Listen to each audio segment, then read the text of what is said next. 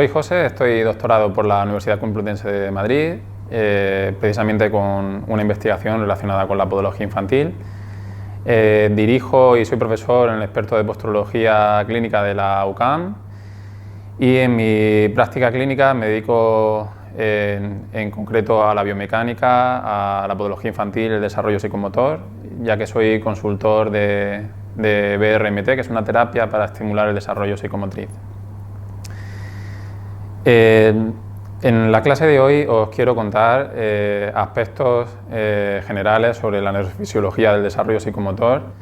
en concreto hablando de una etapa importante de nuestro desarrollo que tiene que ver con los reflejos primitivos, y que tengáis una idea general, puesto que llevaría mucho más tiempo entrar en detalles,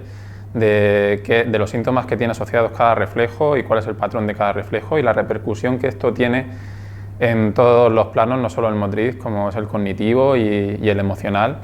para que así podáis tener una visión más global en vuestra práctica clínica. Espero que os guste la clase. Bueno, vamos a comenzar con la neurofisiología del desarrollo psicomotor, en concreto de una parte relacionada con los reflejos primitivos, y que creo que es interesante que tengáis este punto de vista, que os va a dar mucha luz en muchas cosas porque cuesta resolverlas o cuesta que evolucionen. De hecho, este fue el motivo en el que yo me metí en este campo, porque hice mi tesis doctoral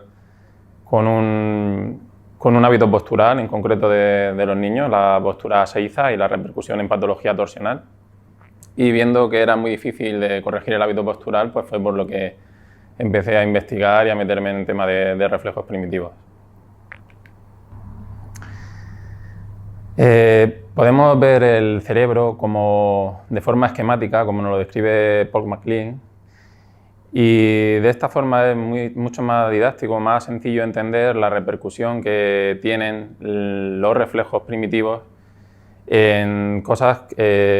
algo que lo enfocamos en el tratamiento y en la evaluación desde un punto de vista sensorial y motor, pues cómo podemos entender, viéndolo así, cómo acaba teniendo repercusión también en cosas como el plano cognitivo o en el plano emocional, y cómo, infiriendo desde el plano motor y sensorial, podemos trabajar todas estas capas de nuestro cerebro, ¿no? Él nos habla Paul MacLean, de que hay una parte más básica de nuestro cerebro, que es la que primero empieza a desarrollarse, que es la que tiene que ver con los reflejos primitivos, que es la que aparece en verde, que es el tronco encefálico, que él lo llama cerebro de pez, ¿vale? Y esta parte, la menos evolucionada de nuestro cerebro, que tiene que ver, por ejemplo, con la regulación del tono muscular, con funciones vitales como la respiración, los latidos de nuestro corazón, es la que desde aquí se van a estimular las otras capas cerebrales y nuestro cerebro va a ir desarrollándose desde abajo hacia arriba y desde atrás hacia adelante, ¿vale?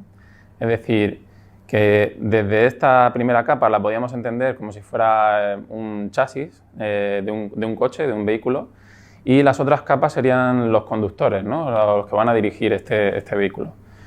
O también como si fueran los cimientos de la casa, ¿vale? Y sobre ella se construyen las otras plantas. Es decir, si esta capa no está bien desarrollada, no está bien evolucionada, que lo podemos saber, por ejemplo, porque encontremos reflejos primitivos sin integrar, pues va a implicar una afectación en mayor o menor medida, según el niño, en las otras capas cerebrales. Es decir, por ejemplo, ahora iremos hablando un poco más en profundidad de cada capa, pero Paul MacLean nos habla del cerebelo, ¿vale? Sería la siguiente capa, que está, él lo llama cerebro de reptil, y está muy implicada en los ritmos, en que los movimientos sean precisos y regulados, y también estimula unas áreas que tienen que ver con el lenguaje, que son las áreas de Broca y Wernicke, con lo cual tiene mucho que ver también, como hablar es algo que requiere ritmo y requiere movimientos precisos, pues es algo que está controlado también desde esta capa cerebral. Y también en lo que él llama cerebro de reptil están los ganglios basales, que tienen una importancia en el sentido de tener la capacidad de estar quietos, de automatizar lo aprendido, y una parte muy importante, como después veremos, que es en que se integren los reflejos primitivos en reflejos posturales, es decir, en inhibir los reflejos primitivos y que se transformen en algo que ya nos acompaña de por vida, que son los reflejos posturales. Luego tenemos una siguiente capa, que es estimulada desde esta, como después veremos, por una red neuronal grande que se llama Sistema de Activación Reticular, el SAR,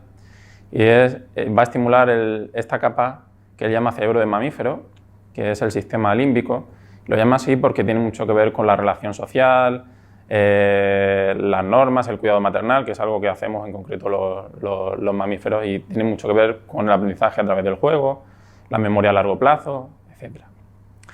Y por último tenemos la capa más evolucionada, que es el neocórtex, y que tiene que ver con funciones superiores como son el lenguaje oral y escrito.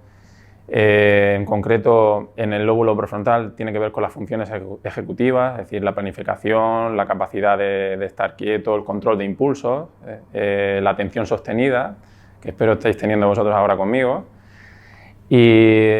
esta capa no va a funcionar bien si no están bien las otras capas, que están totalmente interrelacionadas, tal y como hablábamos antes, ¿vale? Vamos a ir viendo poco a poco cada una de las capas. En principio vamos a empezar por la más básica que hablábamos antes, que es ese chasis, esos cimientos de la casa, que es el tronco cerebral, y que Paul MacLean llama cerebro de pez. Y esta capa recibe información desde los sentidos, vestibular, propioceptivo, visual, táctil, y es recogida en núcleos nerviosos específicos, en zonas donde se concentran en la llegada de todas esas conexiones neuronales. Tenemos que saber que los sentidos se desarrollan gradualmente en el feto, pero aún en algunos aspectos están subdesarrollados en el momento del parto, del nacimiento. Y además tiene que ocurrir una adaptación, porque el bebé, en condiciones normales, pasa de un medio acuático a un medio aéreo, ¿vale? De donde está en la placenta, a cuando nace pasa a un medio aéreo, y esto que ocurre durante el parto requiere una reprogramación de nuestros sentidos y aprender a utilizar nuestros sentidos y nuestros órganos motores en esta nueva situación, ¿vale? Y esta reprogramación requiere, como si dijéramos, la adquisición de habilidades motrices y el encontrar el reajuste de estos sentidos, y normalmente se logra con movimientos rítmicos espontáneos, que es como un programa interno que trae el bebé. Igual que una gacela nada más salir, lo primero que hace es intentar ponerse de pie, porque tiene que ver con su supervivencia, pues nosotros traemos un programa interno de movimientos que también tiene que ver con nuestra supervivencia en el ser humano. El principal de ellos es buscar la forma de alimentarnos, ¿vale? Primero respirar y luego alimentarnos. Y cada uno de estos patrones de movimiento específicos tiene que ver con una serie de reflejos, de respuestas musculares automáticas, groseras, que posteriormente van a dar paso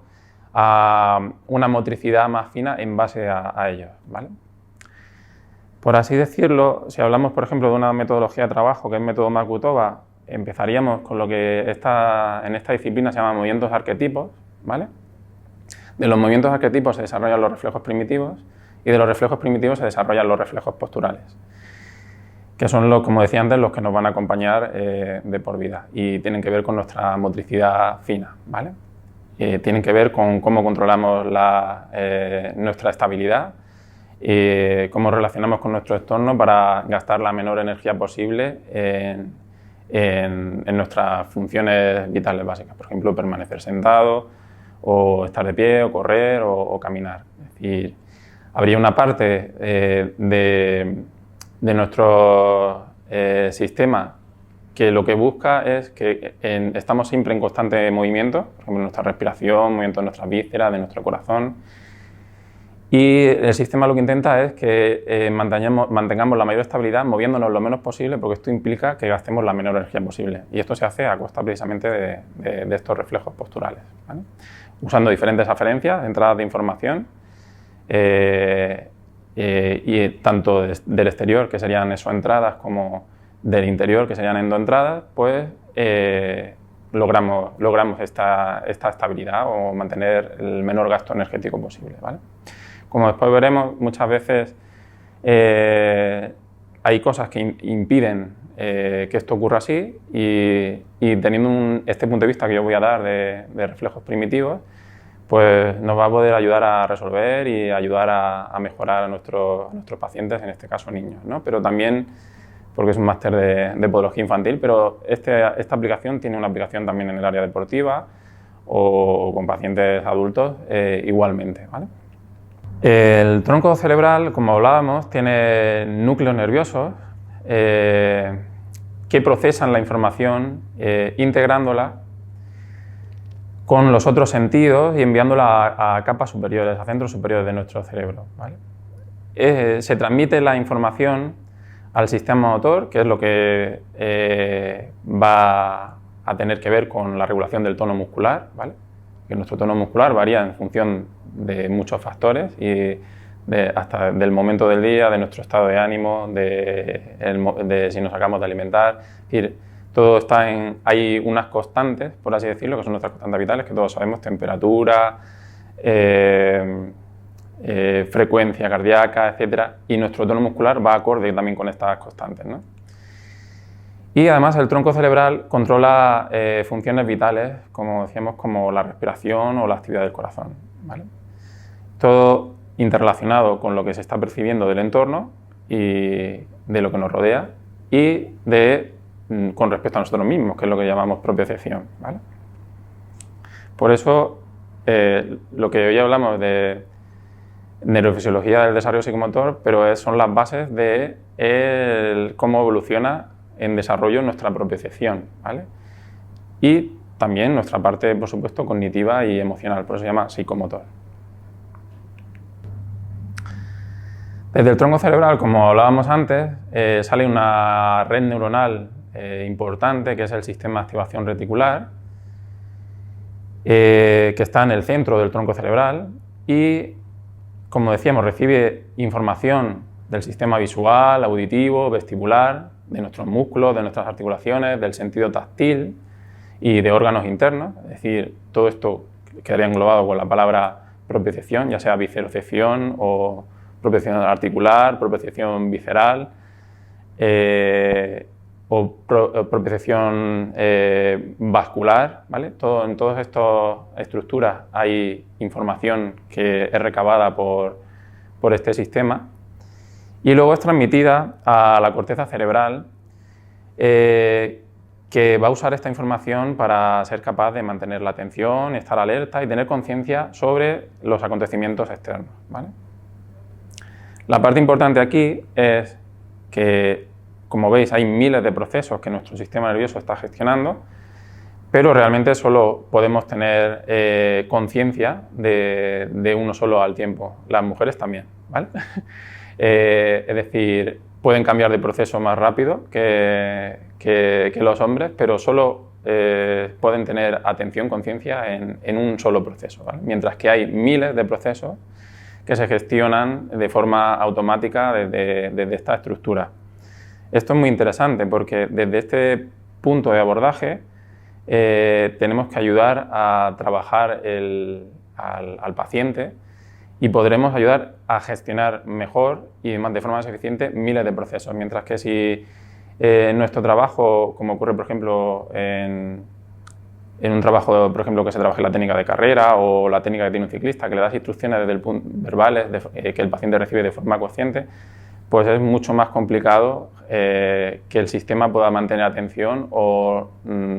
gestionar todo lo que está ocurriendo solo manteniendo atención a un solo proceso, ¿vale? Entonces, esta forma de ver el asunto nos permite gestionar y hacer evolucionar mucho más rápido los problemas que encontremos con nuestros pacientes niños, en este caso.